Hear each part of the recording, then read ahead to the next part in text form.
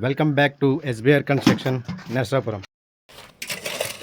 ఈ కన్స్ట్రక్షన్ ఫీల్డ్లో అందరూ క్వాలిటీగానే చేస్తారు, కానీ క్వాలిటీ వేరు, బిల్డ్ క్వాలిటీ వేరు.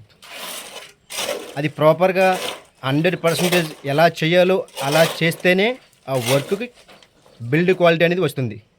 ఈరోజు ప్రజెంట్ మేము ల్యాండింగ్ వేస్తున్నాం. ఈ వీడియో లాస్ట్ వరకు చూడండి, మీకు బిల్డ్ క్వాలిటీ ఏంటి అనేది నేను మీకు చూపిస్తాను. ఏదో ల్యాండింగ్ వేసాం తీసాం అనేది కాదు, ప్రాపర్గా ఎలా చేయాలో అలాగే చేయాలి.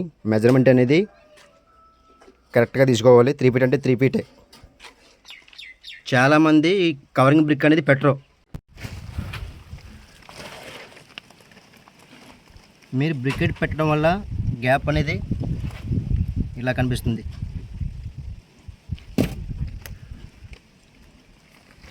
ఇక్కడ 1.5 ఇంచు కవరింగ్ అనేది కంపల్సరీ పెట్టుకోవాలి.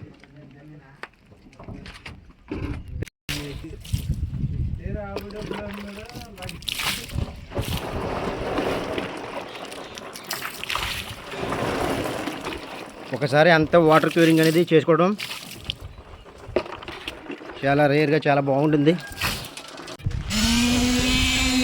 కాంక్రీట్ వర్క్ ఏదైనా సరే వైబ్రేటర్ మాత్రం కంపల్సరీ పెట్టాల్సిందే.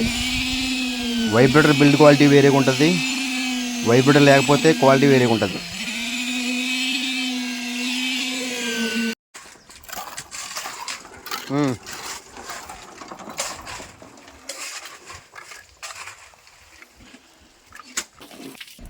స్టెప్స్ అనేవి కరెక్ట్గా ఎగ్జాక్ట్లీ కాల్కులేషన్ చేసుకుని ఇట్లా స్టార్ట్ చేసుకోవాలి. స్టార్టింగ్ స్టెప్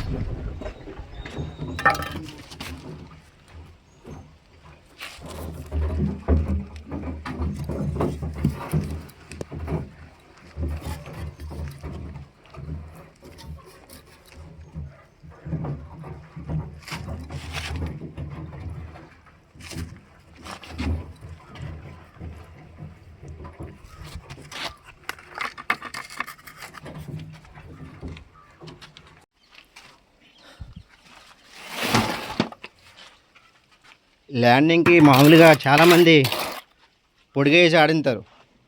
మన కన్స్ట్రక్షన్ ఫీల్డ్లో ల్యాండింగ్ అయినా ప్లస్ మెట్లు కూడా ఒకటే రోజు జరుగుతాయి. ల్యాండింగు మెట్లు ల్యాండిపోతా ఒకే టైంలో 3 గంటలు అయిపోతుంది మన కన్స్ట్రక్షన్లో. సో మన స్టెప్స్ అయితే ఫైనల్గా రెడీ అయిపోయినాయి. ఒకే రోజు కాంక్రీట్ పోయటం, ఒకే రోజు స్టెప్స్ అనేవి పేర్చడం. సో ఫైనల్గా నేను చెప్పేది ఏంటంటే, ఇక్కడ పిల్లమెట్ లాంటివి వస్తాయి. కంపల్సరీ ఎట్టి పరిస్థితుల్లో ఇక్కడ పిల్లమెట్ అనేది రాకూడదు.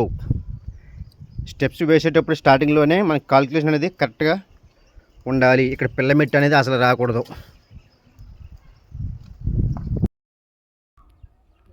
సో చాలామంది ఒకరోజు ల్యాండింగ్ వేసి రెండవ రోజు స్టెప్స్ అనేవి వేస్తూ ఉంటారు. అట్లా వేసేది బిల్డ్ క్వాలిటీ అనేది తగ్గుద్ది. ఒకటే రోజు కాంక్రీట్ పోతా స్టెప్స్ కూడా కట్టినట్లయితే ఎగ్జాక్ట్లీ ఎన్ని స్టెప్స్ కావాలంటే అన్ని స్టెప్స్ వస్తాయి. బిల్డ్ క్వాలిటీ సూపర్గా ఉంటుంది. ప్రాపర్గా 100% వర్క్ ఎలా చేయాలో అలా చేస్తేనే బిల్డ్ క్వాలిటీ అనేది వర్క్లో ఉంటుందనేది నేను చూపిస్తాను. Thank you for watching. Like and share.